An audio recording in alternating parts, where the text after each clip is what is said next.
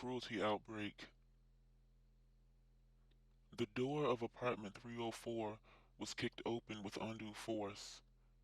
Current tenant Joash Gordon spilled into the living room with all the luggage he'd taken on his trip. He dropped 3 duffel bags and a full backpack on the floor with his keys still in hand. Everything in his studio was exactly as left. Not one framed photo or book was out of place. One entire wall was covered in pictures of his late father, Joash Sr., and laminated newspaper clippings. Joash Jr. stepped over his bags and checked his voicemail.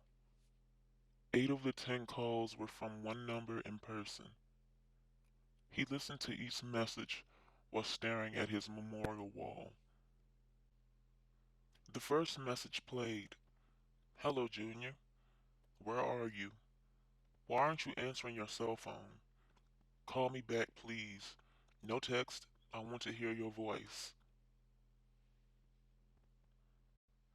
There were 7 more like it, with each one sounding more frantic. Joash called his mother and switched to speakerphone before she answered.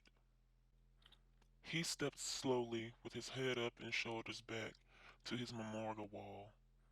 His mother answered and gave him the screaming lecture that he knew was coming. "Hello? Junior? I know you can hear me. How dare you ignore my phone calls? How inconsiderate. My blood pressure is up thanks to you. Where have you been for the last 2 weeks? No one has seen or heard from you. I thought you might be dead. Why would you do that to me?" Joash stood at the wall with his nose an inch away from an article that included a picture of his father and himself at age 10. His mother continued yelling, threatening, and guilt-tripping, but Joash ignored her to read the article from top to bottom, like he did every day since receiving it. The caption under the photo read, "Dr. Joash Gordon died after contracting virus BL-19, shown here with his son Joash Jr." Linda Gordon went silent. Joash knew that she was still on the line. He could hear her aggravated breathing. The article described the gruesome symptoms of virus BL-19, including bleeding from the mucous membranes, hot flashes, fever, severe muscle spasms, loss of appetite, weight loss, blindness, delirium, and eventual death. Linda Gordon sighed. "Staring at the wall, are we? That's not healthy." "I'm healthy enough," Joash Jr. replied. "I'm still here." He scanned the article until his eyes landed on the number. Not just the number, but the estimated total of victims taken by virus BL-19. Conservative estimates placed the global death toll near 90,000. Virus BL-19 was horrific. Dr. Gordon returned home from a trip to Thailand already doomed. Joash remembered the ride home from the airport. His excitement to have his father back home was replaced with terror. Within 8 hours of landing, Dr. Gordon was on life support and died the next day.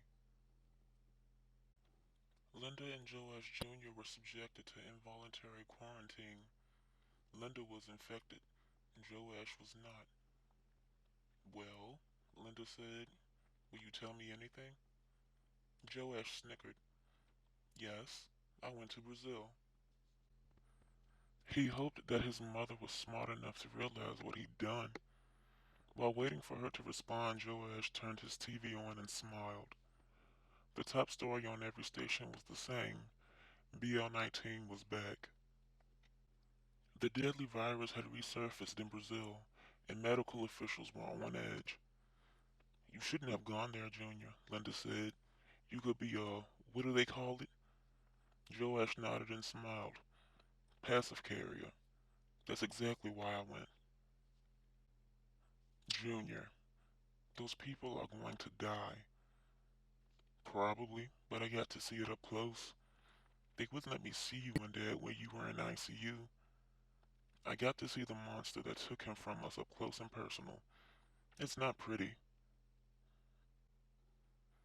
Linda's voice lowered to a whisper. Why?